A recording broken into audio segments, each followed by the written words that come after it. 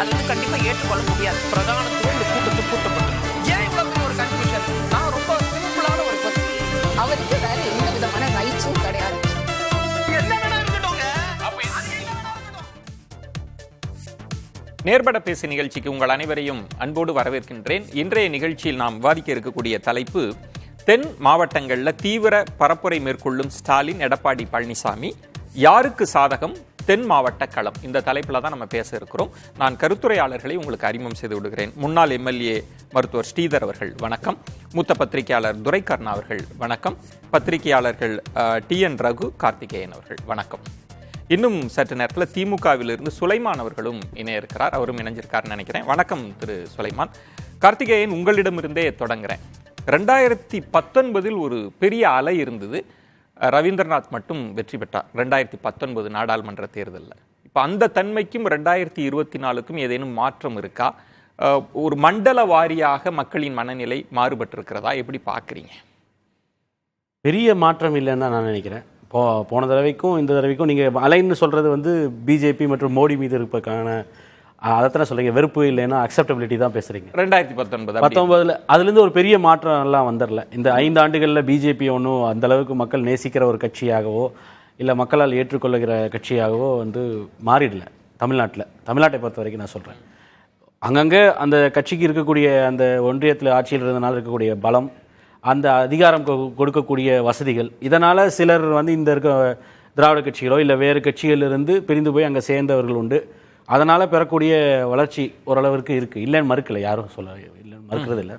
ஆனால் அதனால் வந்து இந்த கட்சி ஒரு தனியாக ஒரு கூட்டணியை கட்டமைச்சு என்டிஏ சார்பாக வெற்றி பெறக்கூடிய நிலையிலாம் வந்து பாஜக அந்தளவிற்கு ஒரு மக்கள் மத்தியில் வந்து அந்த அக்செப்டபிலிட்டி வரல பிஜேபிக்கு. தென் மாவட்டங்களில் வெற்றி வாய்ப்பு இல்லை. பொதுவாக என்டையர் தமிழ்நாட்டிலேயே சொல்கிறேன், தென் மாவட்டங்களையும் சொல்கிறேன். தென் மாவட்டங்களில் இன்ஃபேக்ட் வந்து they've all the more reason to hate BJP. Thoothukudi, Tirunelveli, Tenkasi, Kanyakumari, Kannada. இப்போ ஒரு சில மாதங்களுக்கு முன் வந்த வெள்ளத்தில் அதிகமாக பாதிக்கப்பட்ட தொகுதிகள், தொகுதியில் இந்த சென்ஸ் மாவட்டங்கள். நீங்க வெள்ளம் சொல்றீங்க, ஆனா நீண்ட நாட்களாகவே மேற்கு மண்டலம் மாதிரி தென் மாவட்டங்களையும் பாஜக குறி வச்சாங்க. சமூக ரீதியான அணிதிரட்டல்கள் இருந்தது, மைக்ரோ லெவல் மேனேஜ்மெண்ட் பண்ணாங்க, வேட்பாளர்கள் தேர்வுலாம் இருந்தது. அதெல்லாம் கை கொடுக்காது இல்ல, அதெல்லாம் இருக்கு, யாரும் இல்லைன்னு மறுக்கல. நான் அதனால தான் சொல்றேன், அந்த கட்சிக்கு இயல்பாக ஒன்றியத்தில் ஒரு 10 ஆண்டுகள் ஆட்சியில் இருக்கக்கூடிய கட்சிக்கு என்ன வளர்ச்சி கிடைக்குமோ அதற்கான ஒரு வளர்ச்சி இருக்கு, யாரும் மறுக்கல. ஆனா அது வந்து அண்ணாமலை அவர்கள் மிகைப்படுத்துகிற அளவுக்கோ இல்ல பாஜகவினர்கள் கிளைம் பண்ற அளவுக்கு வந்து அவ்வளவு பெரிய வளர்ச்சியெல்லாம் வந்து அந்த பூதாகரமாவோ இல்ல பெரிய அளவுக்கு விஸ்வரூபம் எடுக்கிற அளவுக்கு பாஜக வளர்ந்துடல தமிழ்நாட்டில். நான் அதுக்கு தான் வந்து நீங்க தென் மாவட்டங்கள்னு சொல்லக்கூடிய இந்த முக்கியமா இருக்கக்கூடிய அந்த 5 மாவட்டங்கள் நான் சொல்றேன். அங்க வெள்ளம் வந்துச்சு. அந்த வெள்ளம் வந்த மாவட்ட மக்களுக்கு மாநில அரசின் சார்பாக திமுகன்னு வச்சுக்கோங்க, 2000 ரூபாய் ஆளுக்கு கொடுக்குறாங்க, 6000 ரூபாய். அதற்கு 1436 கோடி செலவு பண்ணணும்னு சொல்லிட்டு ஒரு கட்சி போய் அங்கே பிரச்சாரம் பண்ணுது. அதற்கு மேலும் நிதி கொடுங்கன்னு கேட்டால் ஒரு ஒன்றிய நிதி அமைச்சர் வந்து அந்த பிச்சை வாங்குறீங்களான்னு கேட்குறாரு. சரி, அது என்ன மொழியில் சொன்னாங்களோ, அது எப்படி பேசுகிறாங்களோ, ஆனால் அது மக்கள்கிட்ட போய் என்ன போய் சேர்ந்தது? மக்களுக்கு நிவாரணம் கொடுக்கறதை வந்து பிச்சைன்னு சொல்லக்கூடிய எதிர்ப்பு அலை இருக்கு அப்படின்றீங்க. நம்ம தென் மாவட்டம் பாஜகவிலிருந்து நீங்க தொடங்குனீங்க, எப்படி இருக்குன்னு. இதுல நம்ம பேச வேண்டிய முக்கியமான இடம் அதிமுக, OPS, டிடிவி அவங்களோட வெளியேற்றத்திற்கு பிறகு தொடர்ந்து பேசப்பட்டது வந்து அதிமுக தென் மாவட்டத்துல எப்படி இருக்கு அப்படின்ற ஒரு கேள்வி. EPS தன்னுடைய செல்வாக்கை நிரூபிக்க வேண்டிய நெருக்கடியில இருக்காரா? அதை நிரூபிக்க முடியுமா? வாய்ப்பு இருக்கா? இல்ல, அவருடைய செல்வாக்கை வந்து வரக்கூடிய 2024 விட 26க்கு நிரூபிக்க வேண்டிய கட்டாயமே இருக்கு. நீங்கள் ஏற்கனவே வந்து 8 தோல்வி எடப்பாடி அப்படின்னு வந்து அவருடைய எதிராக இருக்கக்கூடிய OPS அவர்களும் டிடிவியும் தொடர்ந்து பிரச்சாரம் செஞ்சுட்டு இருக்காங்க. அரசியல் பேச்சு அதுக்கு தாண்டி 26ல் தன்னை வந்து மீண்டும் முதலமைச்சர் வேட்பாளராக முன்னெடுத்தி கட்சி அவர் தன்மையப்படுத்திட்டார், அதில் மாற்றுக்கருத்து இல்லை. ஆனால் அதை தாண்டி அவரை வந்து தொடர்ந்து அவர் நீடிக்கணும், அவர் கட்சி அவர்கிட்ட இன்டாக்டாக இருக்கணும், அந்த நம்பகத்தன்மை வந்து குறையக்கூடாது அப்படின்னா அவர் அந்த கிரெடிபிலிட்டி இருக்கு இல்லையா, அந்த லீடர்ஷிப் குவாலிட்டின்றதை அவர் டெமான்ஸ்ட்ரேட் பண்ணியே ஆகணும். இந்த முறை வந்து அதற்கு ஓரளவுக்கு கணிசமான வாக்குகள், அது எனக்கு தெரிஞ்சு பெற்றுவார் தான் நினைக்கிறேன். பெற்றுவார் நிச்சயமா. பாஜகவை 2ஆம் இடத்துக்கு வந்துட்டு எடப்பாடி பழனிசாமி 3ஆவது இடத்துக்கு போயிடுவார் அப்படின்றத தமிழ்நாட்டில் அது நடக்காது. மேபி 1-2 தொகுதிகளில் அவர்கள் சேலஞ்ச் செய்யப்படலாம். இல்ல, அதுல குறிப்பாக தென் மாவட்டத்துல டிடிவி களம் காண்கிறார், OPS களம் காண்கிறார். இதுவரைக்கும் என்ன சொல்லப்பட்டதுன்னா, இதனால் ஜெயலலிதா இருந்த வரைக்கும் ஒரு பெரும் சமூகம் அதிமுகவை ஆதரிச்சிட்டு இருந்தாங்க. அதிலிருந்து பலர் வெளியேற்றப்பட்டதனால் அவங்க EPSக்கு எதிராக இருக்கிறாங்க, ஒரு பெரிய பின்னடைவு ஏற்படும்லாம் சொல்லப்பட்டது இல்லை. அந்த நெருக்கடியெல்லாம் இபிஎஸ் இப்ப தாண்டிடுவாரு. நீங்க ஓபிஎஸ் தனி சின்னத்துல நிக்கிறாரு, டிடிவி குக்கர்ல நிக்கிறாரு. ஆனா யாருக்காக ஓட்டு கேட்டு போறாங்க? பிரதமர் மோடியோடைய 10 ஆண்டு நல்லாட்சிக்காக ஓட்டு கேட்டு போறாங்க இல்லையா? நீங்க இவர்களுக்கு இதுவரை ஓட்டு போட்டவர்கள்லாம் வந்து நல்லாட்சிக்காக அந்த மோடிக்காக ஓட்டு போடல. நீங்க முதல் முறையா மக்களால் பெருவாரியாக பை அண்ட் லார்ஜ் வந்து தமிழ்நாட்டில் வந்து மோடி மற்றும் பாஜகவிற்கான அக்செப்டபிலிட்டி ரொம்ப ரொம்ப புவர். அதான் கலை யதார்த்தம். அதை தாண்டி வந்து நீங்க இல்ல மோடி சிறந்த ஆட்சி பண்ணியிருக்காரு, அவர் ஆட்சி தொடரணும்னு டிடிவி தினகரன் போய் இப்ப ஓட்டு கேட்டுக்கிறார். யாரு இவரை வந்து டிஆர்ல 3 மாசம் உள்ள வச்சாங்களே அதே பாஜகவுக்காக ஓட்டு கேட்டு தான் போறாரு. அப்ப அவருக்கு இதுவரைக்கும் வாக்களித்தவர்கள் எல்லாம் மோடிக்கு எதிராக வாக்களித்தவர்கள் இல்ல ரெட்டலையை கைப்பற்றுறதுன்றது அது வந்து ஒரு பியூர்லி வந்து ஒரு சட்டமன்ற தேர்தல், ஒரு கட்சியுடைய விவகாரங்க. அதுல நீங்க சொல்லக்கூடியது இருக்குல்ல ஒரு பெரும் சமூகம் வாக்களிச்சாங்கன்னு. நீங்க இப்ப இந்த தேர்தலை வந்து ஒரு மைக்ரோ லெவல்ல ஒரு ஜாதிக்குள்ள பிரச்சனையில சுருக்குறதே வந்து தவறு தான் நான் நினைக்கிறேன். அப்படி இல்ல களம், அப்படி களம் இல்ல, அது விஸ்தாரமே கிடையாது.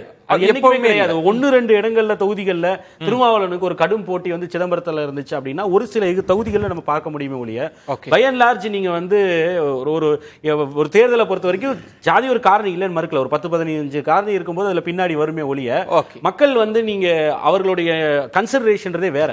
2019 அது நல்லா பார்த்தோம். இதே அதிமுக, பாஜக, தேமுதிக இத்தனை பேரும் இன்னைக்கு யார் எல்லாம் என்டிஏவும் எல்லாருமே ஒண்ணா சேர்ந்து நின்னுப்போ டிடிவி தினகரன் மட்டும் தான் தனியா இருந்தாரு.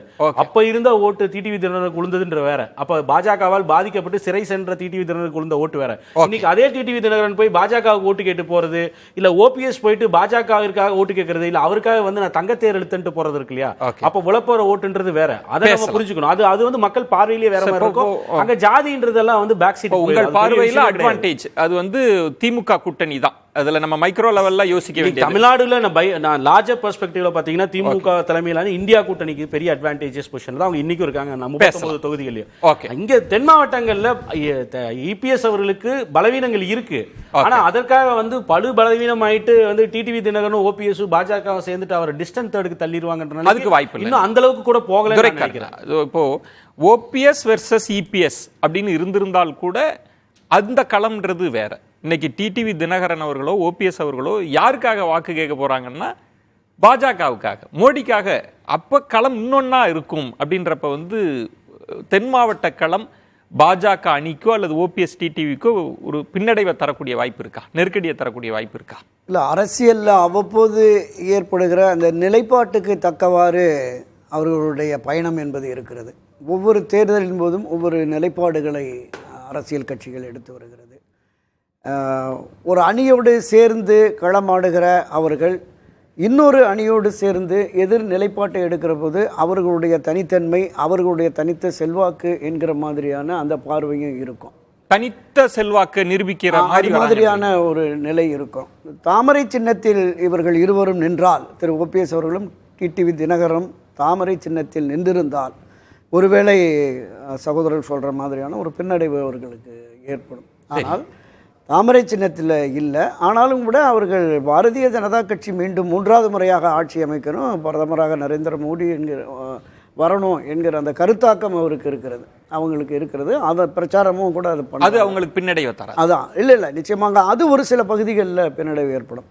ஆனால் இன்னொன்று தனிப்பட்ட முறையில் திரு டிடிவி தினகரனுக்கு அது ஏற்கனவே பெரியகுளம் நாடாளுமன்ற தொகுதியில் அவர் நாடாளுமன்ற வேட்பாளராக போட்டியிட்ட காலத்தில் ஏற்பட்ட அப்போது அந்த பகுதிகளுக்கு அந்த 6 சட்டமன்ற தொகுதிகளுக்கும் அவர் செய்த அந்த பயன்கள் இருக்குல்ல, பல பகுதிகளில் பல சின்ன குக்கிராமங்களில் கூட டிடிவி தினகரனுடைய கல்வெட்டு இன்னும் இருக்குது. பல திருக்கோயில்களில், பல பள்ளிக்கூடங்களில் இந்த மாதிரியான இருக்குது. அந்த தனிப்பட்ட செல்வாக்கு இருக்குல்ல, அந்த தனிப்பட்ட செல்வாக்கு அவர் வெற்றியை தேடித்தரும் அப்படிங்கிற நம்பிக்கை அவருக்கு இருக்கிறது. பாஜக ஆதரவு நிலை அதை தாண்டி அவருக்கு ஒரு தனிப்பட்ட செல்வாக்கு அந்த பகுதியில் இருந்ததுன்னா போட்டி கடுமையாக இருக்கும். திரு தங்க தமிழ்ச்செல்வன் அங்கே களத்தில் இப்போ நீங்க சொல்ற இடம் இருக்குன்னா, கார்த்திகேயன் சொன்னார்ல ஒரு அலை வருகிற போது அங்கெல்லாம் நிக்க முடியாதுன்னு. இப்போ 2019 அப்படி இருக்கிற நிலையில தானே டிடிவி நிக்கிறாரு, பின்னடைவை சந்திக்கிறாரு. நிச்சயமாக இப்போ 2019 அதெல்லாம் யாரும் நினைச்சு பார்க்கல. இல்லை 2014 2019 இந்த 2 காலகட்டங்களில் இருந்த பாஜக எதிர்ப்பு, மோடி எதிர்ப்பு என்பது ஓரளவிற்கு மட்டுப்பட்டிருக்கிறது, குறைந்திருக்கிறது அப்படிங்கிற மாதிரி நான் பார்க்குறேன். அதாவது பல பகுதிகளில் மரியாதைக்குரிய இன்றைய முதலமைச்சரும் சரி, முதலமைச்சரை தாண்டி அமைச்சர்கள் மற்றவர்களும் இந்த இந்துத்துவ எதிர்ப்பு அந்த சனாதன எதிர்ப்பு என்கிற அந்த விஷயத்தை முன்னெடுத்ததை அதை வந்து கொண்டு போயிருக்காங்க, கீழே வரைக்கும் கொண்டு போயிருக்காங்க. அப்ப நீங்க சொல்ற புள்ளின்றது பாஜகவுக்கான எதிர்ப்பு குறைஞ்சிருக்கு, இவர்களோட தனிப்பட்ட செல்வாக்கு இருக்கு அப்படின்ற இடம்ல. இதுல இன்னொரு முக்கியமான இடம் சொல்றேனே, இப்போ டிடிவி தினகரன் என்ன பண்ணாருன்னா, நாங்க தான் உண்மையான அதிமுக அப்படின்னு சொல்லி ஒரு 1.5 கோடியோ 2.25 கோடி தொண்டர்கள்ட்ட கிளைம் பண்ணிட்டு, இல்லைங்க நாங்கள் கேட்டது 1 சீட்டு தான், ஆனால் அவங்களா 2 சீட்டு கொடுத்துட்டாங்கன்னு சுருக்கிக்கிறதும், ஓபிஎஸ் ஒரே ஒரு இடங்கள்ல போட்டியிடுவதும் இருக்குல்ல, இது அதிமுக தொண்டர்கள் எப்படி பார்ப்பாங்க? நம்மளோட தலைவர்கள் இப்படி ஒரு இடத்துல 2 இடத்துல சுருக்கிட்டாங்களே, நிச்சயமாக எங்க தனிப்பட்ட செல்வாக்கு வரும்? இல்ல இந்த விஷயத்தை பொறுத்தளவுல தமிழ்நாடு பாரதிய ஜனதா கட்சியினுடைய அந்த ஓபிஎஸ்க்கு எதிரான அணுகுமுறை இருக்குல்ல, அது பொதுவெளிகளில் மக்கள் மத்தியிலையும் ஓபிஎஸ் ஆதரவாளர்கள் மத்தியிலும் அரசியல் களத்திலேயே பாஜக மீது ஒரு கடுமையான விமர்சனம் இருந்தது. பாஜக ஆதரவு நிலைப்பாட்டில் ஊடகங்களில் விமர்சித்தவர்கள் கூட திரு ஓபிஎஸ் இவர்கள் கையாண்ட முறை என்பது தவறானது அப்படிங்கிறத பதிவு பண்ணியிருக்காங்க. நிச்சயமாக பதிவு பண்ணிட்டாங்கன்னா இல்ல, ஓட்டாக பதிவு பண்றதுக்கு வாய்ப்பு இல்லை அப்படிங்கிறேன். திரு ராமநாதபுரத்தில் மரியாதைக்குரிய திரு ஓபிஎஸ் போனபோது அவர் சார்ந்த சமுதாய வாக்குகள் இருக்குல்ல, இதை தாண்டி பொதுமக்களுடைய அனுதாப வாக்குகள், ஒரு பெரிய மனுஷன் ராமநாதன் நம்பி வந்துட்டாரு நாங்க ஓட்டு போடுவோம்னு அங்க அப்படி பார்த்தா இன்னொரு ஒரு பெரிய கட்சிக்கான தலைவரா இபிஎஸ் அவர்கள் பாஜகவையும் திமுகவையும் எதிர்த்து களமாடிட்டு இருக்காரு. நம்ம அவருக்கு ஓட்டு போட்டு நம்ம கட்சியை காப்பாற்றணும்னு நினைக்க மாட்டாங்களா? இல்ல அந்த அந்த மனநிலையும் இருக்கு, அதுல மாற்று கருத்து இல்லை. நான் சொல்றது இந்த தனி மனிதர்களுடைய அந்த ஆதரவு நிலைப்பாட்டு திரு ஓபிஎஸ் அவர்களை பொறுத்தளவில் அந்த அனுதாபம் கலந்த ஆதரவு, இதை தாண்டி ராமநாடு, சிவகங்கை, மதுரை, தேனியிலாம் செல்வி ஜெயலலிதா காலத்து அதிமுகவில் ஒரு 80% மேல நிர்வாகிகள் கிளை செயலாளர் வந்து இருக்காங்க, அவரோட அந்த பகுதியில் மட்டுமே இருக்காங்க. அவர்களும் களமாடுகிற பொழுது பல்வேறு சமுதாயத்தினுடைய வாக்குகளும் வருகிற பொழுது அவருடைய போட்டி என்பது நீங்க நுட்பமான இடத்துக்கு வரீங்க. இந்த சமூக ரீதியான அணி திரட்டல்களும் தனிப்பட்ட செல்வாக்கும் கை கொடுக்குன்றீங்க. உதாரணத்துக்கு அதுக்கு சேர்த்து சொல்லிடுங்க. அந்த அணி திரட்டல் சமூகம் எல்லாம் வந்து 2021 கோவில்பட்டியில ஏன் டிடிவி தினகரனுக்கு கை கொடுக்கல? இல்ல அங்க இருக்கவங்க எல்லாம் இப்ப அப்படியே வந்து ஓபிஎஸோட டிடிவியோட தான் இருக்காங்களா? இல்ல இபிஎஸ் அணிக்கு எல்லாரும் வந்துடலையா பொதுக்குழுவுல, இல்ல மாவட்ட செயலாளர்கள் அவர்கள் அவங்க பின்னாடி வேலை செய்ய மாட்டாங்களா? இப்ப இந்த அணிதிரள்ன்றது வந்து அவ்வளவு பெருசா இருந்திருந்தா, அப்போ பெரிய வேட்பாளர்கள் நிறுத்திய வெற்றி பெற்று இருந்தானா எதற்கு அன்புமணி வந்து அவருக்கு அந்த கம்யூனிட்டி 2019 தர்மபுரியில கை கொடுக்கல? தனிப்பட்ட செல்வாக்குன்ற இடத்துல சிக்கல் இருக்கின்றார். தமிழ்நாட்டுல ஒரு அலை வரும், தமிழக வாக்காளர்கள் சமூகம் இதெல்லாம் தாண்டி தமிழ்நாடு அரசியல்னு பார்த்துதானே வாக்களிப்பாங்கன்றாரே கார்த்திக். இல்ல, நான் உதாரணத்துக்கு 2 விஷயம் சொல்றேன். 1980 திரு செம்மலை அவர்கள், மரியாதைக்குரிய அண்ணா திராவிட முன்னேற்ற கழகத்தினுடைய நிறுவன தலைவர் புரட்சி தலைவர் எம்ஜிஆர் அவர்களையும் ரெட்டலையும் எதிர்த்து வெற்றி பெற்றார். 1977 சீட்டு கொடுத்துட்டாரு. 77 80 எம்எல்ஏவா இருக்கிறார். 80 சீட்டு கொடுக்கல. அந்த சேலம் கண்ணன் வந்து ஒருத்தருக்கு சிபாரிசு. ஆமா, அதே மாதிரி 91 செல்வி ஜெயலலிதாவையும் இரட்டையை எதிர்த்து தாமரக்கணி சிறுவிழுத்தூர்ல இல்ல, நீ ரொம்ப போக வேண்டாம், ஆர்கே நகரே இருக்கு. ஆனா ஆர்கே நகர்ல ஏன் போட்டாங்கன்றது ஒண்ணு இருக்கு, நம்ம பேசலாம். நம்ம உங்க பாயிண்ட்ன்றது வந்து நான் இப்படி சம பண்ணிக்கிறேன். தென் மாவட்டங்கள்ல எப்படி வாய்ப்பு இருக்குன்னு உங்க அனுமானம்? இல்ல தென் மாவட்டத்துல கிட்டத்தட்ட 9 அமைச்சர்கள் இருக்கிறாங்க. பிடிஆர் பழனிவேல் தியாகராஜன், மூர்த்தி, ராஜகண்ணப்பன், பெரியகருப்பன், KKSR, தங்கநரசி, கீதா ஜீவன், அனிதா, மனோஜ், 9 அமைச்சர்கள் இருக்காங்க. இதை தாண்டி ஆட்சி கட்சியாக திராவிட முன்னேற்ற கழகம் இருக்கிறது. கூட்டணி வலிமையாக இருக்கிறது. இது ஒரு பக்கம் சாதகமான அம்சம். இன்னொரு பக்கம் வாங்க, தமிழகத்தில் இருக்கிற அனைத்து பிரிவினர்கள், ஆசிரியர்கள், அரசூழியர்கள், மருத்துவர்கள் மிக கடுமையாக இருக்கிறார்கள். 2020 உங்க பாயிண்ட் என்ன? யாருக்கு வாய்ப்பு இருக்கு களம்? அதுதான் சொல்ல வர்றேன். இந்த எதிர்ப்பும் ஆவேசமும் ஒரு மாதிரியாக திராவிட முன்னேற்ற கழகத்திற்கு எதிரான மனநிலை வந்து அந்த வாக்காளர்கள் வருகிற போது ஒரு 1-2 தொகுதிகளில் 2-3 தொகுதிகளில் வெற்றி வாய்ப்பை இழப்பதற்கு வாய்ப்பு இருக்கு. அது வந்து ஓபிஎஸ் டிடிவி எல்லாம் இருப்பாங்க. எதிர்ப்பு வலிமையாக இருக்கிற போது ஒரு பெரிய கட்சியை தோற்றதுக்கு 96 நமக்கு உதாரணமா சொல்லலாம். ஓகே, பேசலாம். ரகு, உங்கள் பார்வை என்ன? தனிப்பட்ட செல்வாக்கால ஜெயிப்பாங்க அப்படின்னு ஓபிஎஸ் டிடிவிக்கு சொல்றாரு. அவர் சொல்ற முக்கியமான இடம், பெரும்பான்மையான இடங்கள் திமுகவுக்கு போனாலும் அடுத்த இடத்துல பாஜக வர வெற்றி பெறுவதற்கான வாய்ப்பு இருக்கு அப்படின்னா ஏடிஎம்கே என்ன செய்ய போகுதுன்ற ஒரு கேள்வி இருக்குல்ல. ஓவரால் பெர்ஸ்பெக்டிவ் வந்து சிம்பு சொன்ன மாதிரி தான், துவைச்ச துணியை துவைக்கணுமா, அரைச்ச மாவை அரைக்கணுமா, இதுல வந்து இப்போ இந்த இதெல்லாம் பாத்தீங்கன்னா அரித்மெட்டிக்லாம் அது சிம்புவா டிஆரா எனக்கு தெரியலைங்களே. ஒரு குழப்பம். யாரோ அவங்க குடும்பத்துல ஒருத்தவங்க சொன்னாங்க.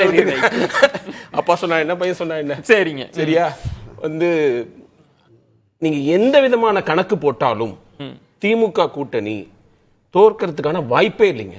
மைக்ரோ லெவல்ல ஒர்க் பண்ணா அதாவதுங்க அது வந்து ஏதோ ஒரு மேஜிக் நடக்கணும். நான் இப்ப வரும்போது 2019 எல்லா பாராளுமன்ற தொகுதிகள்லையும் அவங்களோட வாக்கு வித்தியாசத்தை பார்த்தேன். பெரும்பாலான இடங்களில் 50% மேல வாங்கியிருக்காங்க. 2019 2021 குறையுது. அது சட்டமன்றத்துக்கு வேற மாதிரி ஓட்டு போடுவாங்க. ஆனா வந்து இப்ப வந்து அப்ப திமுக எதிர்க்கட்சியா இருந்தாங்க.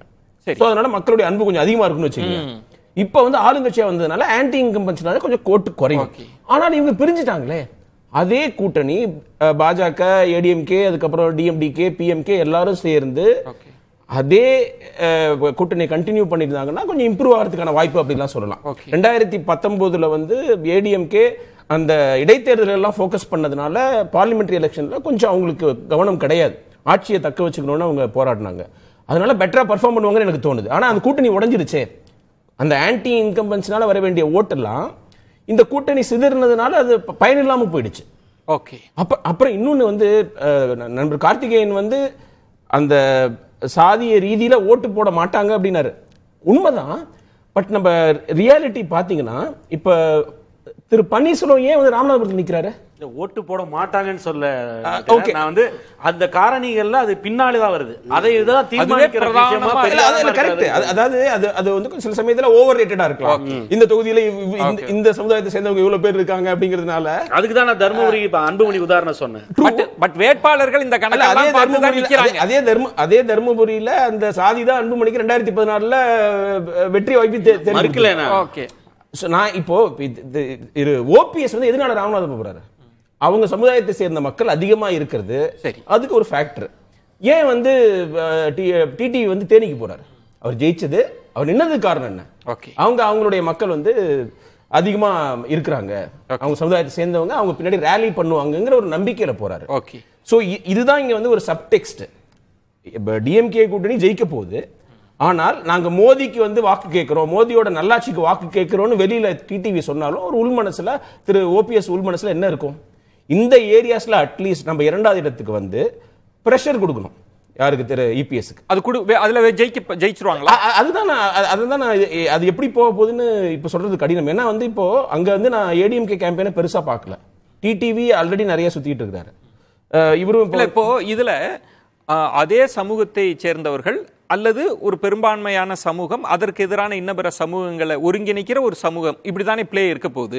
இப்போ ஏடிஎம்கேவும் அப்படி கேண்டிடேட் போட போறாங்க. ஏடிஎம்கேலையும் அந்த சமூகத்தை ஏடிஎம்கே வந்து தேனியில வந்து முக்குலத்தோர் சமூகத்துல நிறுத்தல, அவங்க வந்து வேற ஒரு சமூகத்தை நிறுத்திருக்காங்க, நாயுடு சமூகத்தை நிறுத்திருக்காங்க. ஏன்னா அவங்க இத கால்குலேட் பட் தேனியில பாத்தீங்கன்னா நீங்க சமூகம் நம்ம அதுக்குள்ள ரொம்ப டீடைலிங் பண்ண முடியாது. தங்க தமிழ்ச்செல்வன் தானே தேனியில இருக்கிற சமூகத்தோட நெருக்கமானவர். டிடிவி இல்லை. இல்ல அதான் சொல்றாரு அவர் கேம்பெயின்ல டிடிவி காவிரி டெல்டாவில் இருந்து அத சொல்றாரு அவரு. நீங்க அதாவதுங்க நம்ம இந்தியாவுல காஸ்ட்ங்கிறது ரொம்ப காம்ப்ளெக்ஸான விஷயம். நம்ம வந்து அதை மேலோட்டமா பார்க்க முடியாது. முக்குலத்தோர்ல பிரிவு இருக்கு, அதுல இந்த பிரிவை சேர்ந்தவரா, இந்த ஊரை சேர்ந்தவரா அவர் கேக்குறாரு. அவரு பிரச்சாரத்துல வந்து ரொம்ப இன்ட்ரெஸ்டிங்கா பேசுறாரு. தங்க தமிழ்ச்சனோட ஒரு அவர் சொல்றாரு, இங்க இருக்கிற பெருஞ்சமூகம் என்னோடது, என் சொந்தக்காரங்க எல்லாரும். அப்புறம் அவர் கொஞ்சம் டெஸ்பரேட்டா இருக்காரு. 2 எலெக்ஷன் தொடர்ந்து தோத்துருக்காரு. 2019 தினகரன் கட்சி சார்பா நின்று தோத்துருக்காரு. அதுக்கப்புறம் போடி நாயக்கனூர்ல திரு ஓபிஎஸ் 2021 தோத்துருக்காரு. 3வது முறை தோத்தாருன்னா அவருடைய அரசியல் எதிர்காலமே வந்து கேள்விக்குறியாயிடும். அதனால அவர் டெஸ்பரேட்டா இருக்காரு, இந்த முறை ஜெயிச்சே ஆகணும். அதனாலதான் அமைச்சர் மூர்த்தி என்ன சொல்றாருன்னா, இவர் தோத்துறாருன்னா ஏன் பதவி ரிசைன் பண்ணுவேன்னு. அந்த அளவுக்கு அவங்க மேல பிரஷர் இருக்கு. இப்போ அப்படி ஓட்டு போடுவாங்களா? நீங்க வந்து 91 வந்து ஜெயலலிதா ஆட்சிக்கு வந்த பிறகு, சசிகலாவுடன் நட்பு ஏற்பட்ட பிறகு, லெட் அஸ் ஃபேஸ் இட், அதை பிராங்கா சொல்லி தானே ஆகணும். இந்த முக்குலத்தோர் கம்யூனிட்டிங்கிறது வந்து ஏடிஎம்கே பின்னாடி ரேலி பண்ணாங்க இல்லையா? நடந்ததா இல்லையா? 25 வருஷமா அந்த கன்சாலிடேஷன் நடந்திருக்குது. அது வந்து அது இப்ப எப்படி ஆக போகுது? ரெட்டலன்னு போதா இல்ல தனிப்பட்ட செல்வாக்குன்னு போதா? அந்த கேள்வி இருக்கு. கார்த்தி சொன்னதுல நான் 100% உடன்படுறேன். 2019 சிவகங்கையில ஏன் வந்து இதே தேனியில கிட்டத்தட்ட 1.5 லட்சம் ஓட்டு தங்க தமிழ்ச்செல்வன் வாங்கினாரு. சரி, தினகரன் பக்கம் இருந்து அப்ப மோடியை எதிர்த்துட்டு இருந்தாரு இவரை, அதாவது இவரு வந்து மோடியோட எதிர்நிலையில இருந்து கேட்ட ஓட்டு அது. இப்ப நீங்க மோடிக்கு ஆதரவா அவர் பேசுறாரு. ஜெய் ஸ்ரீராம் தான் சொல்லல திரு தினகரன், ராமர் வனவாசத்துக்கு 14 வருஷம் போயிட்டு வந்தாருல்ல, அந்த மாதிரி நான் வந்திருக்கிறேன் தேனிக்கின்றாரு. அங்கேயும் ஒரு ராமர் ரெஃபரன்ஸ் கொண்டு வராரு. அப்ப அம்மா இருந்தாங்க, இப்ப மோடி இருக்கிறாரு அப்படிங்கிற உங்கள் பார்வையில தென் மாவட்ட களம் இது அவங்களுக்கு ரியலிஸ்டிக்கா தெரியும். நம்ம ஜெயிக்கலன்னா கூட பரவாயில்ல. இப்ப நீங்க சொல்வது வந்து யார் நெருக்கடிக்கு உள்ளாக போறாங்க இப்படி கேக்குறேன். தென் மாவட்டத்துல யாருக்கு அதிக நெருக்கடி வர, அதாவது இவங்க இந்த காஸ்ட் கன்சாலிடேஷன் பண்ணி இபிஎஸ் மேல ஒரு நெருக்கடி ஏற்படுத்த ட்ரை பண்றாங்க. ஓபிஎஸும் திரு தினகரனும். நீங்க இன்னொரு விஷயத்தையும் பார்க்கணும். 2021 முக்குலத்தூர் சமுதாயத்தை சேர்ந்த எல்லா அமைச்சர்களும் ஜெயிச்சாங்க. காமராஜ், ஓபிஎஸ், அதுக்கப்புறம் விஜயபாஸ்கர், செல்லூர் ராஜு, ஒருத்தர் கூட தோக்கல. அப்ப வந்து பன்னீர்செல்வம் வந்து இவங்களோட இருந்தாங்க. அது அது ஒரு ஃபேக்டர் தான். அது கடைசி சமயத்துல அந்த 10% கொடுத்ததையும் தாண்டி அதுல 10% கொடுத்த சமூகத்துல இருந்த அமைச்சர்லாம் தோத்துட்டாங்க. யாரு, நீங்க வந்து கடலூர்ல தோத்தாங்க, கேசி வீரமணி தோத்தாரு, இவரு சிவி சண்முகம் தோத்தாரு, வன்னிய சமூகத்தை சேர்ந்த அமைச்சர்கள் தோத்தாங்க. ஆனா முக்குளத்தூர் சமூகத்தை சேர்ந்த எல்லா அமைச்சரும் ஜெயிச்சாங்க. ஏடிஎம்கே அந்த ஓட் பேங்க்ங்கிறது வந்து ப்ரூவன் ஒன். ஜெயலலிதா சசிகலா நட்புனால அதோடைய கண்டினியூவேஷன் தான் இப்ப வந்து தேனியில திரு தினகரன் நிக்கிறதும், ராமநாதபுரத்துல திரு ஓபிஎஸ் நிக்கிறதும். பேசலாம். ஸ்ரீதர் எப்படி பாக்குறீங்க? ஏன்னா ஒரு செல்வாக்கு நிரூபிக்க வேண்டிய ஒரு நெருக்கடி. ஏன்னா ஓபிஎஸ் வெளியேற்றத்திற்கு பிறகு தொடர்ந்து இது பேசு பொருளா இருந்துட்டு இருந்தது. இப்ப பாஜக அணியில டிடிவி நிக்கிறார், ஓபிஎஸ் நிக்கிறாங்க, நயினார் நாகேந்திரன் நிக்கிறாங்கன்னா அவங்க தனிப்பட்ட செல்வாக்கில் ஒருவேளை வெற்றி பெற்றுட்டா அது நேரடியா இபிஎஸ்க்கான ஒரு நெருக்கடியை கொடுத்துறாதா? ஒரு சவால் அவங்க ஜெயிச்சதா ஆயிடாதா? துரைக்கருணா வாதத்தின்படி. அவருடைய வாதத்தை நான் ஒரு வகையில் ஏற்றுக்கிறேன். துரைக்கருணா நண்பர் அவர் எந்த வகையில் ஏற்றுக்கிறீங்க? எப்படின்னா, இப்போ வந்து என்னுடைய பார்வையில் வாக்காளர்கள் வந்து ஒரு கொள்கையில் வாக்குகளை செலுத்துறது கிடையாது. சோசியல் இன்ஜினியரிங் தான் எல்லா இடத்துலையும். அதுலேயும் தென் மாவட்டங்களில் வந்து சோசியல் இன்ஜினியரிங் வந்து பிளே அ வைட்டல் ரோல். எதை வச்சு சொல்கிறீங்க? ஒரு ஜாதி வந்து கட்சி. இப்போ ஒரு ஓபிஎஸ் வந்து இப்போ அங்கே ராமநாதபுரத்தில் நிற்கிறாரா, ஏன் நிற்கிறாரு? அவங்க சமூகம் அவங்களுக்கு சப்போர்ட் பண்ணுங்கிற ஒரு ஆப்வியஸாக தெரியுது. இது எல்லா இடத்துலையும் இருக்கு. ஆனா கார்த்திகேயன் சொன்ன இடம், வேட்பாளர்கள் அந்த அரசியல்வாதிகள் அந்த கணக்கோட நிக்கிறாங்க. ஆமா, வாக்காளர்கள் அந்த கணக்கு இல்ல. அது நீங்க போக போக காரணம் இல்ல. இப்போ நான் 2019 ஒரு அலை அடிச்சது திமுகவுக்கு. இப்போ அந்த அலை இல்லை. சரி, இப்போ ஆன்டி இன்கம்பன்சி கவுண்ட் ஆகும். ஓகே. ரெண்டாவது, இப்போடைய எஃபெக்ட்ல இன்னும் போக போக உங்களுக்கு இந்த பிரச்சாரங்கள்லாம் கன்சல்ட் ஆகும்போது, போலரைஸ் ஆகும்போது மைக்ரோ இன்ஜினியரிங் தான் முன்னால் நிற்கும். ரெண்டாவது பணம். இந்த ரெண்டும் தான் எலெக்ஷன்ல வந்து ஓட்டுகளை வந்து கொண்டு வந்து. அது யாருக்கு அட்வான்டேஜா போகும்? யாரு, அதாவது அவ யார் பெனிஃபிட்டோ, யார் செலவழிக்கிறாங்களோ அவங்களுக்கு தான் பெனிஃபிட்டா போகும். இதுதான் கிராமங்கள்ல. சார் அப்புறம் எதுக்கு சார் இதுக்கு இவ்வளவு பெரிய சட்ட போராட்டம், ரெட்டலை, இதுக்கெல்லாம் எந்த போராட்டமுமே தேவையில்லையே. இப்ப பாருங்க, நம்ம எல்லாத்துக்குமே தெரியும். இல்ல, நான் பாயிண்டடா கேக்குறேன் சார். ஏடிஎம்கே தென் மாவட்டத்துல எப்படி பெர்ஃபார்ம் பண்ணுவாங்கன்னு நினைக்கிறேன். ஏடிஎம்கே ஓட்டு வந்து சேதாரம் ஆகாது சார். ஏன்னா ஏடிஎம்கே ஓட்டு, நான் ஒரு உதாரணம் சொல்றேன். ஏன் சேதாரம் ஆகாதுன்னா, என்ன தைரியத்தில் அவங்க நியூ புது கேண்டிடேட்டை போடுறாங்க? எல்லாருக்குமே அவங்களுக்கு ஒரு ப்ரீலோடு. 2026 எலெக்ஷனுக்கு ப்ரீலோடு தான் இந்த எலெக்ஷன். அதுதான் மெயினாக அவங்க பார்க்குறாங்க. இந்த எலெக்ஷன் நாடாளுமன்ற தேர்தலாக இருந்தாலும், சென்ட்ரல் கவர்மெண்ட் யார் பாம் பண்ணணுங்கிற ஒரு இது இருந்தாலும், மெயின் இருந்தாலும், இங்கே இருக்க கட்சிகள் ரீஜனல் பார்ட்டியில் மெயினாக ஃபோக்கஸ் பண்ணுறது 2026 நம்ம அந்த தத்தம் பார்ட்டிகள் நம்ம எப்படி பெர்ஃபார்ம் பண்ணணும். இல்ல 26 கணக்கு இருக்கு, அதை நான் மறுக்கல. ஆனா 24ல அதிமுகவுக்கு எது கை கொடுக்கும்னு நினைக்கிறீங்க நீங்க? முதல்ல நீங்க வாதம் என்ன சொல்றீங்கன்னா, சாதி ரீதியான பார்வை இருக்கும் அப்படின்னு. துரைக்கருணா சொல்ற மாதிரி அனுதாபம் தானே ஓபிஎஸ்க்கு. அனுதாபம் 1-2 தொகுதியில் நிற்கும். 1-2 தொகுதியில் அனுதாபம் இருக்கும், இல்லைன்னு சொல்லல. ஆனா பை அண்ட் லார்ஜ் தமிழ்நாடு முழுவதும் எடுத்துட்டீங்கன்னா, அதுலயும் குறிப்பாக தென் மாவட்டங்கள் எடுத்துட்டீங்கன்னா கூட ஜாதி ரீதியான சோசியல் இன்ஜினியரிங் தான் எல்லாம் பண்ணியிருக்காங்க எல்லாருமே, இன்க்ளூடிங் டிஎம்கே முதல்கொண்டு. ஏன் அப்புறம் அந்த கேண்டிடேட் வந்து ஒரு மேஜர் பார்ட்டி, மேஜர் கம்யூனிட்டி இருக்கவங்க தானே கேண்டிடேட் போடுறாங்க. இன்னொரு கேண்டிடேட் போடலையே. ஆனால் அதில் வந்து ஏடிஎம்கே வேணால் அதில் வேணால் விதிவிலக்காக இருக்கலாம். இப்போ தேனியில் வந்து முக்குளத்தூர் ஜாஸ்தியாக இருந்தாங்க, அங்கே வந்து ஒரு நாயுடு போட்டிருக்காங்க. அதே மாதிரி கோயம்புத்தூர் எடுத்துக்கங்க சார், அதுவும் ஒரு சோசியல் இன்ஜினியரிங்.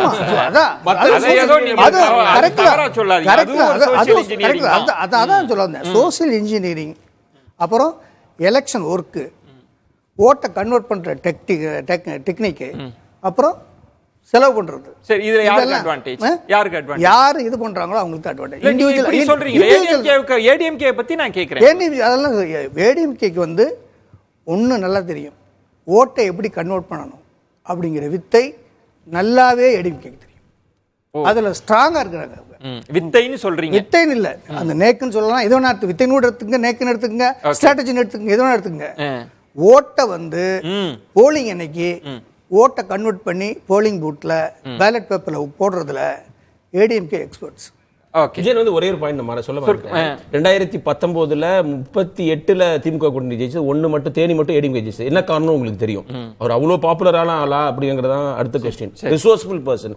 அதே ரிசோர்சஸ் இப்பயும் திரு ஓபிஎஸ்க்கு இருக்கு, தினகரனுக்கு இருக்கு. That is advantage. They can spend money. Okay, Sulaiman, உங்கள் பார்வை என்ன? திமுகவுக்கு ஒரு அட்வான்டேஜ் இருந்தாலுமே கூட தனிப்பட்ட செல்வாக்கு இருக்கு, நிறைய கேண்டிடேட் பாஜக அணியில இருக்கிறாங்க. இப்போ ஸ்ரீதர் சொல்ற மாதிரி அதிமுகவுக்கு அந்த வித்தை தெரியும், கட்டமைப்பு இருக்கு அப்படின்றப்ப வந்து ஒரு நெருக்கடி வராதா உங்களுக்கு? இதுல அதிமுகவுடைய வித்தைய பார்த்து திமுக வந்து நெருக்கடி வரும் சொல்றது உண்மையிலேயே எனக்கு ரொம்ப ஆச்சரியமா இருக்கு. திமுகவிற்கு தெரியாத வித்தை அதிமுக எங்கே படித்தது என்றுதான் இப்போதைக்கு நம்ம கேட்க வேணும். வந்து அவர் எங்க இருந்து எடுத்து வந்தாருன்னு தெரியல. முதல் விஷயம், அவங்களுக்கு வந்து ஓட்டிங் பூத்துக்கு கூட்டு வந்து பேலட் பேப்பர்ல எங்களால மட்டும் கன்வெர்ட் பண்ண முடியும்னு பொதுவெளியில அவர் தைரியமா சொல்றாரு. அது எந்த தைரியம்னு எனக்கு தெரியல. அது அவரு கொஞ்சம் விளக்கம். நாங்க ஒரு தலைப்பே வைக்கலாம்னு நினைக்கிறேன், தேர்தல் வித்தையில் முந்த போவது யாருன்னு வச்சு ஒரு டிபேட் பண்ணணும்னு நினைக்கிறேன். சுலைமான், எல்லாம் ஓப்பனா பேசுறீங்க. நீங்க சொல்றது எல்லாம் எங்கள்கிட்ட கத்துக்கிட்ட பாடம் தான் நின்றீங்க. ஓகே சுலைமான், சொல்லுங்க. நாங்க தான் ஓட்டிங் பூத்துக்குள்ள கூட்டு போய் கன்வெர்ட் பண்ணுவோம். ஓட்டிங் பூத்துக்குள்ள கூட்டு எப்படி கன்வெர்ட் பண்ண முடியும்? அதுதான் ஆச்சரியமா இருக்கு. எலெக்ஷன் கமிஷன் பார்த்தா இருக்காங்க நினைக்கிறேன். சரி, ஓகே. என்னன்னா இப்போ சவுத்த பொறுத்தவரையும் there are so many perspectives. நம்ம இப்பவே பார்த்தோம், everyone has their own perspective, everyone will give their own sort of ideas and thoughts. ஆனா என்ன பொறுத்தவரையும் சவுத் இந்த பெர்ஸ்பெக்டிவ்லாம் கடந்து இப்ப டெவலப்மெண்ட் பெர்ஸ்பெக்டிவ் ரொம்ப அழகா நகர்ந்து கொடுத்துருக்காங்க. இப்ப நான் அங்க உட்காந்து பேசிக்கிட்டு இருக்கேன். ஐம் ஸ்ரீவைகுண்டம் கான்ஃபரன்ஸ்ல உட்கார்ந்து இருக்கேன். கிட்டத்தட்ட இங்கதான் லாஸ்ட் ஒரு 1 வீக்கா பார்த்துக்கிட்டு இருக்கோம். எல்லா மக்கள் வந்து டெவலப்மெண்ட் ரொம்ப தெளிவா பாக்குறாங்க. என்னெல்லாம் நடந்து கொண்டிருக்கிறதுக்கு அந்த 3 வருஷமா பார்த்துட்டு இருக்காங்க. அவங்க சோசியலா எக்கனாமிக்கலா என்ன இருக்குன்னு சொல்லிட்டு they are keenly watching. on contrary, அப்படியே பாத்தீங்கன்னா அவங்க எதையும் மறக்கவும் இல்லை. காரணம், சமீபத்துல வந்து இந்த பெருமழை என்ன நடந்தது, யார் முதல்ல களத்துல வந்து நின்னது, 2021 பெரிய மழை கன்னியாகுமரியில வரும்போது கன்னியாகுமரி யார் முதல்ல வந்து நின்னது, இது எல்லாமே பாத்துட்டு தூத்துக்குடி. நீங்க சொல்றது சுலைமான், இப்ப வெள்ள பாதிப்பு அதை வச்சு பேசுறீங்க. மக்கள் பாக்குறாங்க, வெல்ஃபேர் ஸ்கீமை பாக்குறாங்க, சோசியலா யாரு முன்னு தூக்கி விட்டாங்க. ஆனா ஸ்ரீதர் சொல்றது சோசியல் இன்ஜினியரிங்ன்றது ஒரு பெரிய ரோல் பிளே பண்ணும், அனுதாப வாக்குகள் அதுக்குள்ள இருக்குன்னு துரைக்கர்ணா சொல்றாரு. அப்புறம் 3 ஆண்டுகால திமுக ஆட்சி மீதான எதிர்ப்பு, இதெல்லாம் உங்களுக்கு நெருக்கடியை கொடுக்கும்ன்ற எதிர்பார்ப்பு இருக்கே அவங்களுக்கு? இல்ல, இதுல ஒரு விஷயம் பார்க்கணும். இந்த மைக்ரோ மேனேஜ்மெண்ட் சோசியல் இன்ஜினியரிங் இல்லாம பொலிட்டிக்ஸும் கிடையாது, எலெக்ஷனுடைய இதுவும் கிடையாது. ரீசன் என்னன்னா, இதெல்லாம் ஒவ்வொரு பார்ட்டியும் they will have their own style and standard. அப்போ அந்த வகையில் இப்போ 3 years of anti income பத்தி சொல்லும் போது we have touched so many lives இல்லையா? இப்போ நம்மளுடைய வெல்ஃபேர் ஸ்கீம்ஸ் வச்சு we have touched so many lives. இன்னைக்கும் வந்து நாங்க இங்க பேசிட்டு இருக்கும்போது நிறைய பேர் 1000 ரூபாய் பத்தி பேசுறாங்க, மகளிர் இலவச தேர்தல் பத்தி பேசுறாங்க, கிளியரா சொல்றாங்க. அதுவும் சவுத்ல வந்து ரொம்ப மக்கள் ரொம்ப கிளியரா பின் பாயிண்ட் பண்ணக்கூடியது, நாங்க சாக கிடக்கும் போது, நாங்க சாப்பாடு இல்லாம நிக்கும் போது, நாங்க நிர்கதியா வீட்டுல இருந்து வெளியே ரோட்ல நிக்கும் போது எங்களுக்கு வந்து யார் நின்னது, எங்க எம்பி தான் வந்து நின்னாங்க, எங்க மினிஸ்டர் தான் வந்தாங்க, எங்க அமைச்சர்லாம் இங்க இருந்தாங்க, அங்க இருந்து ஒருத்தர் கூட வரலன்னு சொல்லிட்டு ரொம்ப ஓபன் ஸ்டேட்மெண்ட் கொடுக்கும் போது இட்ஸ் வெரி கிளியர் இல்லையா? ரொம்ப இதுல வந்து caste politics, micro politics, social இது என்ன கொண்டு வந்தாலுமே கள யதார்த்தம் ஒன்று இருக்கு. அந்த கள யதார்த்தம் திமுகவுக்கு சாதகமாக தானே சவுண்ட் இருந்துட்டு இருக்கு. அதே மாதிரி டெவலப்மெண்ட் பாத்தீங்கன்னா மதுரையில் நூலகம்ல ஆரம்பிச்சு இப்போ தூத்துக்குடி சொல்லிருக்கிற பர்னிச்சர் எக்ஸ்போ ஆகட்டும், அதுல இப்ப ஏரோஸ்பேஸ் டெவலப்மெண்ட் ஆகட்டும், மக்கள் களத்துல வந்து மக்களுக்கு உதவி செஞ்சோன்ற இடத்த வரீங்க சுலைமான். அதை தாண்டி தேர்தல் நுட்பத்தை தெரிஞ்சுக்கிறதுக்காக கேட்கிறேன். கிட்டத்தட்ட தென் மாவட்டத்துல 10 தொகுதிகள்ல 3 தொகுதிகள்ல தான் நீங்க போட்டிடுறீங்க. 7 கூட்டணி கட்சிக்கு கொடுத்திருக்கிறீங்க. உங்களுக்கு சவாலா இருக்கிற மேற்கு மண்டலத்துல உதயசூரியன் போய் போட்டிடுறீங்கல்ல, இது எப்படி திமுக எப்படி தென் மாவட்டத்தை பாக்குது? 7 தொகுதிகள் கூட்டணி கட்சிகளுக்கு ஒதுக்கியதன் அர்த்தம் என்ன, பின்னணி என்ன?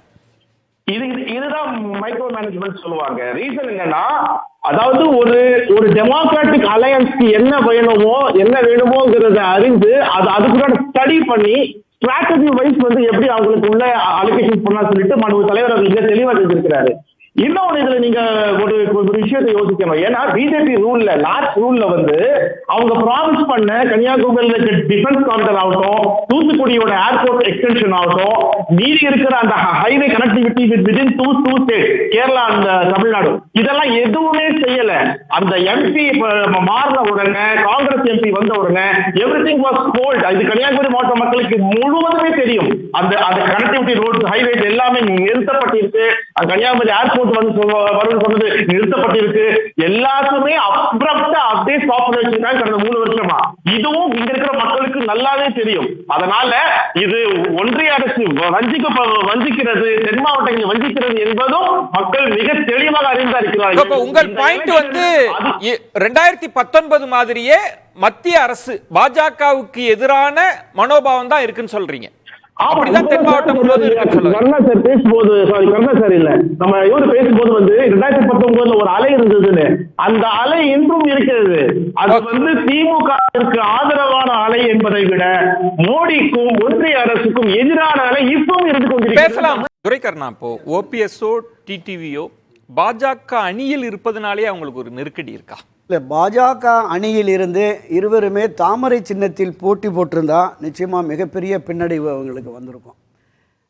திரு டிடிவி தினகரன் என்கிற தனி பார்வை, திரு ஓபிஎஸ் என்கிற அந்த தனி பார்வை தான் அந்த தொகுதி மக்களை பொறுத்தளவில் இருக்குதுங்கிறது. கடந்த 2-3 நாட்களாக அந்த இப்போ ராஜ்யசபா நம்ம தர்மரி எம்பி உட்பட அந்த பகுதியில் இருக்கிற பல்வேறு நிர்வாகிகள்கிட்ட நான் பேசுகிற போது, இஸ்லாமிய பெருமக்களே கூட பல பேர் நம்ம ஊரை நம்பி அவர் ஒரு பெரிய மனுஷன் வந்திருக்காருயா, அவர் தாமரை சின்னத்தில் நின்னா நம்ம போடக்கூடாது, போட மாட்டோம், எல்லாம் கூட மறந்துடுவோம். இதை தாண்டி இல்லை இதை தாண்டி அவருக்கான அந்த ஆதரவு நிலைப்பாடு என்பது சாதாரண சாமானிய மக்கள்கிட்ட ஒரு 10-15% பொதுமக்கள் இருக்காங்கல்ல, அவங்க மத்தியிலுமே ஒரு ஆதரவு நிலைப்பாடு இருக்கு. ஏன் 2019 இல்லாதது 21 இல்லாதது இப்ப வந்திருக்கு? அதுதான் சொல்றேன்ல, அவருடைய அந்த செயல்கள் அண்ணா திராவிட முன்னேற்ற கழகத்திலிருந்து புறக்கணிக்கப்பட்டு அவருடைய நிலை என்பது ஒரு மிகப்பெரிய அளவில் 3 முறை முதலமைச்சராக இருந்தவர், ஒரு 10 முறை ஃபைனான்ஸ் மினிஸ்டராக இருந்தவர், இந்த கட்சியினுடைய ஒருங்கிணைப்பாளர் என்கிற முதன்மை பொறுப்பில் இருந்தவர்.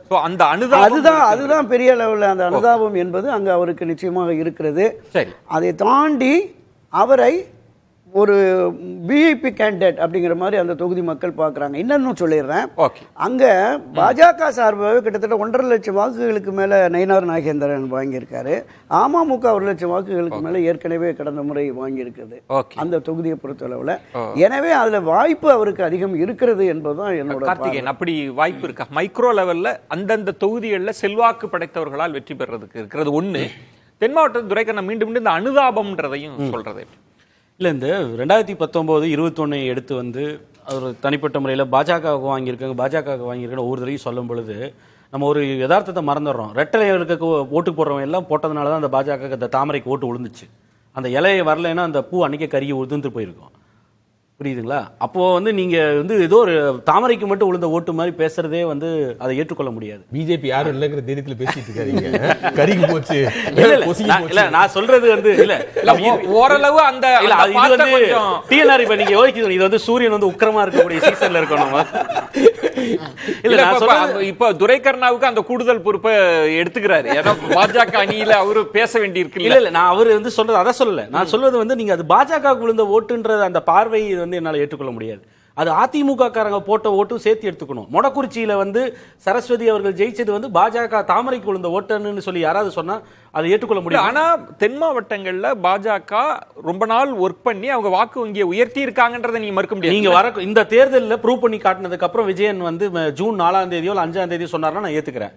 ஆனா வந்து இதுக்கு முன்பு அதிமுக கூட்டணியில ரெட்டலையில் இருந்த வாக்குகளை வாங்கிட்டு அதை வந்து தாமரைக்கு விழுந்த ஓட்டுன்னு மட்டும் நீங்க கிளைம் பண்ணிட்டு இருந்தீங்கன்னா கடைசியா நீங்க பெற்றது எவ்வளவு? 2.8 தானே, 5% தாண்டல. நீங்க நகர்ப்புற உள்ளாட்சியில நீங்க கிளைம் பண்ணதே 6% வாக்கு தானே. அதை வச்சுட்டு நீங்க தாமரை கொழுந்ததுன்னு சொல்றது வந்து ஏற்றுக்கொள்ள முடியாது. அடுத்தது இன்னொரு முக்கியமான, அவர் போன சுற்றுல பேசும்போதே ஒரு விஷயத்தை வந்து போற போக்குல சொல்லிட்டு போனாரு.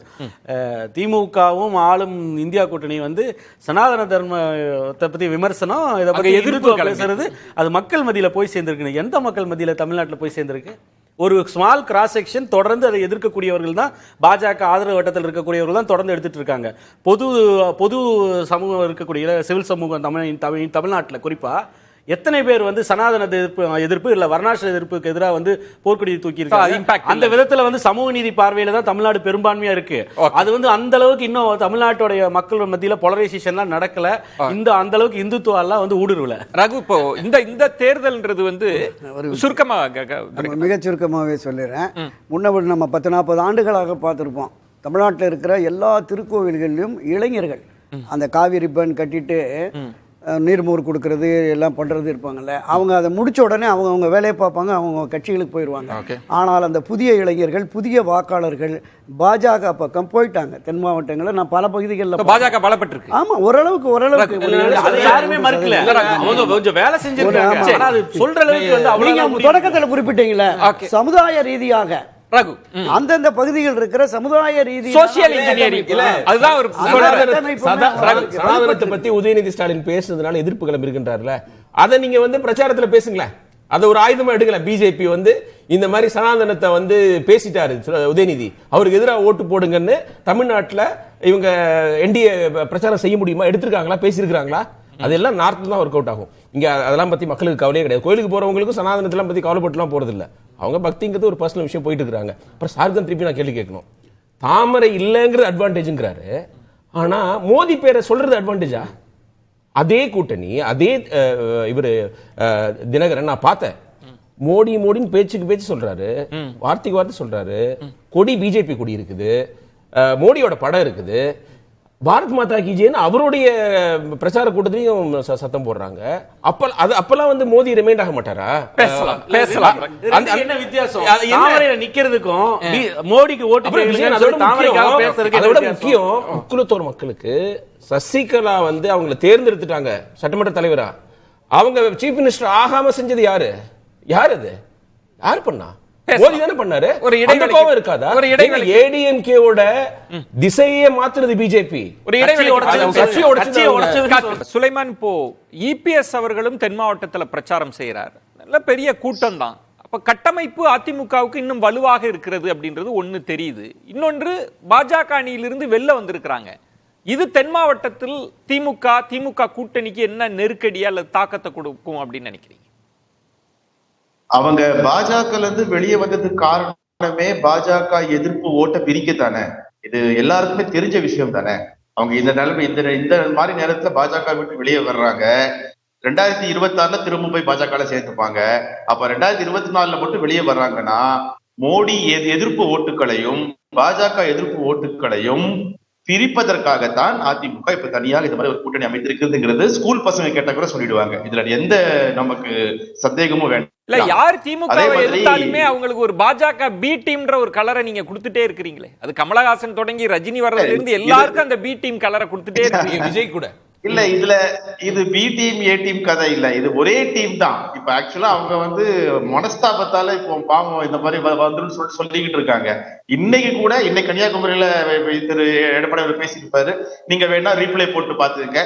எத்தனை முறை மோடி வார்த்தை சொல்லியிருக்கிறார், எத்தனை முறை ஒன்றிய பாஜக அரசை எதிர்த்து பேசியிருக்கிறார், அவர்களுடைய இந்த விஷயங்களை எத்தனை முறை வந்து எதிர்த்து அவர் குரல் கொடுத்திருக்கிறார் சொல்லிட்டு நீங்க பார்த்தாலே, ஏன் நான் இதை சொல்றேன், பாஜக எதிர்ப்பு ஓட்டை பிரிக்கத்தான் அவர்கள் தனியாக ஒரு கூட்டணி அமைத்தார்கள். ஏன் சொல்றேன் உங்களுக்கும் புரியும், இத பாக்குற ஆட்களுக்கு. உங்கள் பார்வைப்படி அப்படி பிரிக்கப்படுது அப்படின்னா அதுக்கு பின்னாடியில ஒரு கணக்கு இருக்குன்னு அர்த்தம் இல்ல?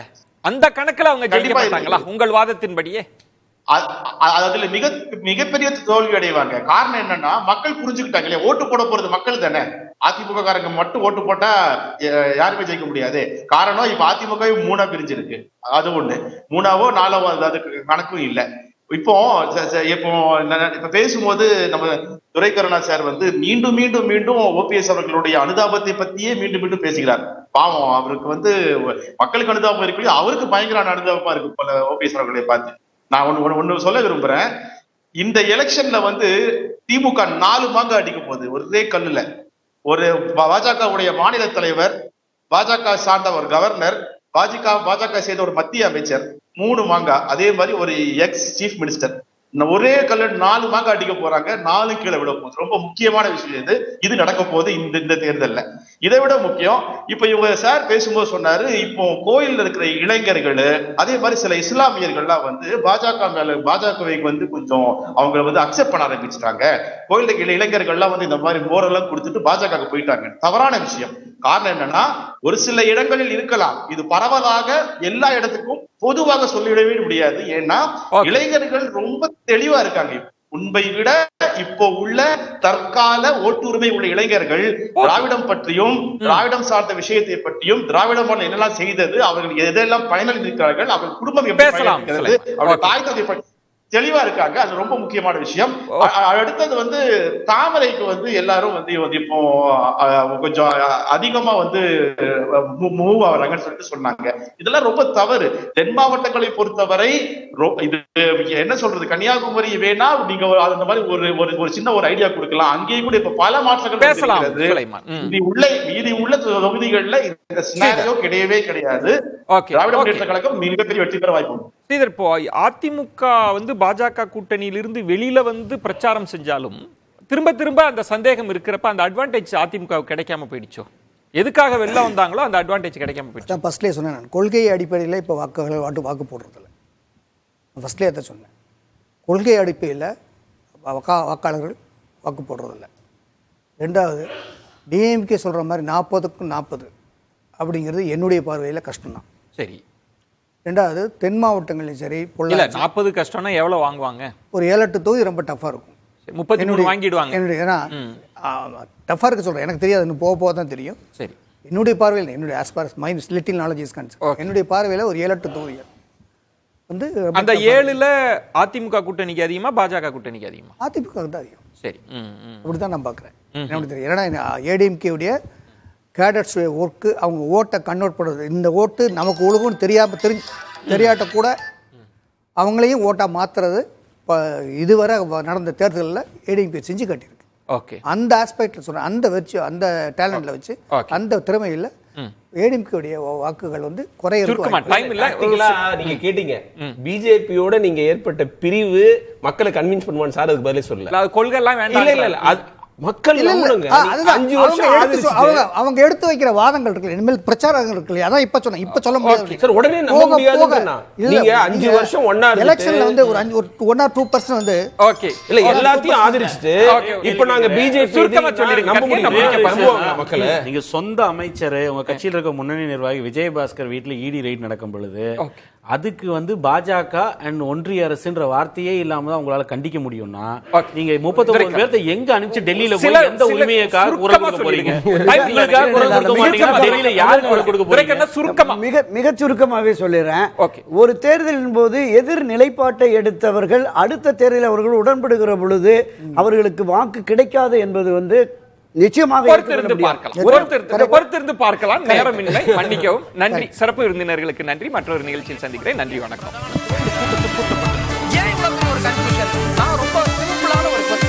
அவருக்கு வேற எந்த விதமான ரைட்ஸும்